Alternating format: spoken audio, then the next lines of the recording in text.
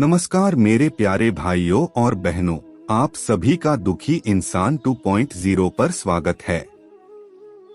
दोस्तों, आज के इस आर्टिकल जरिए में आपके साथ भगवत गीता के 15 उपदेश सफल बनाए हिंदी में शेयर करने वाला हूं, जो आपके जीवन को पूरी तरह से बदल देंगे।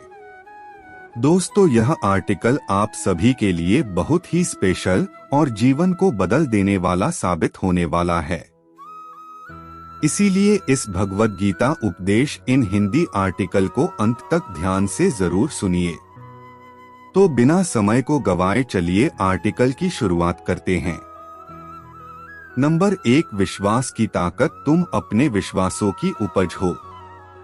तुम जिस चीज में विश्वास करते हो तुम वही बन जाते हो। जो स्वयं पर विश्वास करते हुए लक्ष्य की ओर बढ़ते रहते हैं उन्हें सफलता जरूर मिलती है। अगर व्यक्ति अपने लक्ष्य के लिए कर्म में पूरे मन से लग जाता है और उसे कर्म करने से खुशी मिलती है तो सफलता उससे दूर नहीं। नंबर 2, मृत्यु से भय व्यर्थ है। हर व्यक्ति के मन में मृत्यु का भय होता है। इस संसार का जब से निर्माण हुआ है तब से जन्म मृत्यु का चक्र चलता आ रहा है। यह प्रकृति का नियम है। इस सत्य को स्वीकार करके भयमुक्त होकर आज में जीना चाहिए। किसी को भी आने वाले पल के बारे में कुछ नहीं पता होता, लेकिन इस संशय में भयभीत रहने से जीवन नहीं जिया जा सकता। नंबर 3, कर्म सबसे ऊपर आता है। श्री कृष्ण अर्जुन से कहते हैं कि व्यक्ति कर्म करने के लिए ही पैदा हुआ है और बिना कर्म किए कोई रह नहीं सकता। फल की चिंता करना व्यर्थ है, क्योंकि इससे मनुष्य का मन काम से भटकने लगता है। किसी कर्म से सफलता नहीं मिलती तो क्या हुआ, असफलता भी ज्ञान के द्वार खोलती है।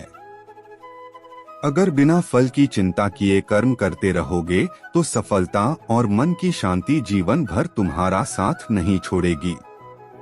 जो कर्मफल से विरक्त होकर कर्म करता जाता है उसका आध्यात्मिक ज्ञान बढ़ता जाता है।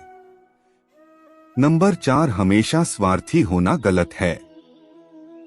जो व्यक्ति हमेशा स्वार्थ प्रेरित होकर फल की चिंता करते हुए कर्म करते हैं और सिर्फ फल ही उन्हें कर्म करने को प्रेरित करता है, ऐसे लोग दुखी और बेचैन रहते हैं, क्योंकि उनका दिमाग हमेशा इसी उलझन में फंसा रहता है कि उन्हें क्या फल मिलेगा। स्वार्थी व्यक्ति सुखी नहीं रह पाता और ऐसे व्यक्ति से कोई भी संबंध नहीं बनाना चाहता। इसलिए स्वार्थ से ऊपर उठें और दूसरों का हित भी सोचें।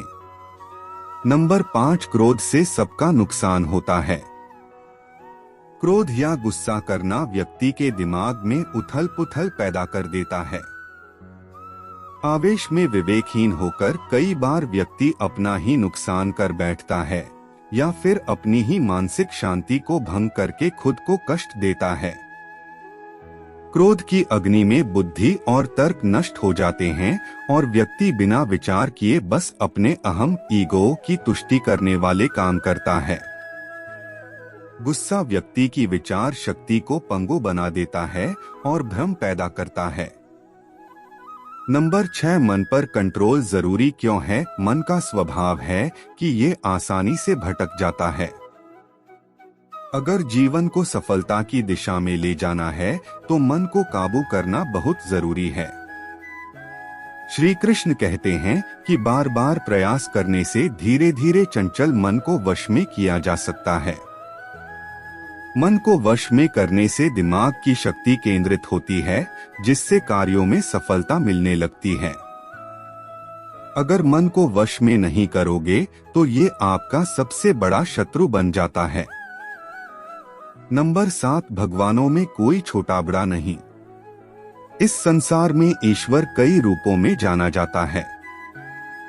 इनमें से कोई भी रूप बड़ा छोटा नहीं है। परमात्मा का हर रूप समान है। जैसे हर नदी अंत में सागर में जाकर मिलती है, वैसे ही हर धर्म, मत और संप्रदाय की धाराएं परमात्मा रूपी समुद्र में समा जाती हैं। यह संसार परमपिता का ही स्वरूप है, वो हर कण में विद्यमान है। नंबर 8, कर्तव्य पालन जरूरी है। भगवान श्री कृष्ण उपदेश देते हैं कि हर व्यक्ति को अपने कर्तव्य का पालन करना चाहिए। यही धर्म है।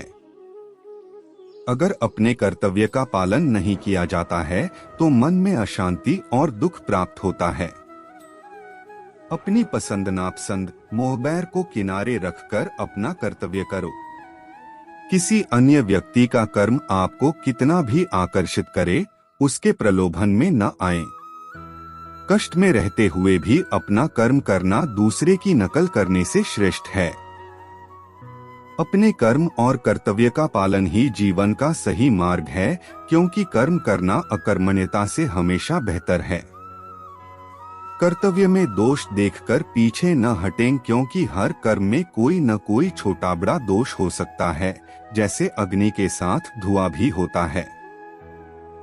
सदैव कर्म करो, कर्म करने से पहले विचार करो, लेकिन बहुत ज्यादा विश्लेषण मत करो। अधिक विश्लेषण संशय और अकर्मण्यता पैदा करता है। नंबर 9, ध्यान करने से परमात्मा को अनुभव किया जा सकता है। श्री कृष्ण कहते हैं कि शारीरिक कर्म से ज्ञान का मार्ग उच्च है और ज्ञान मार्ग से भी ऊपर ध्यान मार्ग है। ध्यान मार्ग पर बढ़ने से ईश्वर को अनुभव किया जा सकता है। जो व्यक्ति मन और इंद्रियों को शांत करके पूर्ण विश्वास से अपना ध्यान भगवान में लगाता है, उसे ईश्वर का ज्ञान और अस्तित्व अवश्य अनुभव होता है। जो हर जगह हर जीवमनुष्य में ईश्वर को देखता है, सबके हित में लगा रहता है, उस पर परमपिता अवश्य कृपा करते हैं। ज्ञान मार्ग हो या भक्ति मार्ग, समर्पण प्रेम विश्वास ही आपको ईश्वर के प्रकाश की ओर ले जाता है। भगवान की पूजा बहुत से लोग करते हैं, लेकिन उनको शांति क्यों नहीं मिलती? क्योंकि भगवान आपके मन में निवास करता है, उसे पता है कि आपका भाव क्या है। नंबर 10, अधिक शक करने वाला कभी खुश नहीं रह सकता। श्री कृष्ण गीता में कहते हैं कि संशय शक करने वाले का विनाश हो जाता है, इसलिए संदेह करने से बचें। अधिक संदेह करने से मन की शांति भंग हो जाती और व्यक्ति भ्रमित होकर अपने संबंधों को नष्ट कर डालता है। जिसे शक करने की आदत पड़ जाती है, उसे इस लोक या परलोक में भी शांति नहीं मिलती। सत्य की खोज ठीक है, लेकिन बिना सच जाने कल्पनावश होकर संदेह करने का अंत दुख क्लेश पश्चाताप के रूप में होता है। नंबर 11, अति करने से बचें। जीवन में संतुलन बहुत जरूरी है। किसी भी चीज की अति करना अच्छा नहीं है। जैसे सुख आने पर प्रमाद करना और दुख आने पर निराशा में डूबे रहना, दोनों ही गलत है। असंतुलन जीवन की गति और दिशा को बाधित करता है, जिससे अनावश्यक कष्ट और दुखों का जन्म होता है। जिसके मन, विचार और कर्म में संतुलन है, उसे ज्ञान मिल जाता है और ज्ञान से ही सदा के लिए शांति संतुष्टि मिलती है। नंबर 12, सही कर्म से ज्ञान और मुक्ति संभव है। गीता के उपदेशों में कर्मयोग का सिद्धांत कहता है कि संसार से विरक्त होना ही मुक्ति का उपाय नहीं है।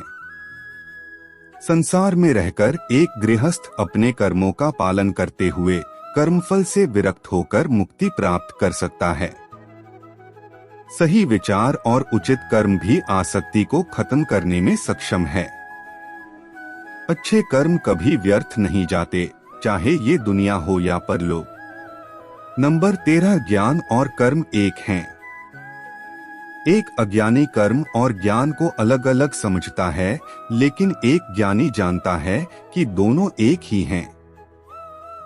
लोग ज्ञान की बातें तो करते हैं, लेकिन उसका पालन नहीं करते। बिना पालन किए ज्ञान कोरा रह जाता है, ज्ञान का अनुभव नहीं होता। गीता कहती है कि ज्ञान पढ़ने की नहीं, बल्कि अनुभव करने की वस्तु है, और अनुभव बिना कर्म किए नहीं मिलता। नंबर 14, इच्छा दुखों का मूल है। इस संसार में जितनी भी चीजें सांसारिक सुख की श्रेणी में आती हैं, उनकी एक शुरुआत और अंत जरूर होता है। इन सांसारिक सुखों का अंत दुख, कष्ट और दुर्गति के रूप में होता है। इच्छाओं का अंत नहीं है, एक पूरी होती है तो दूसरी नई इच्छा आ जाती है।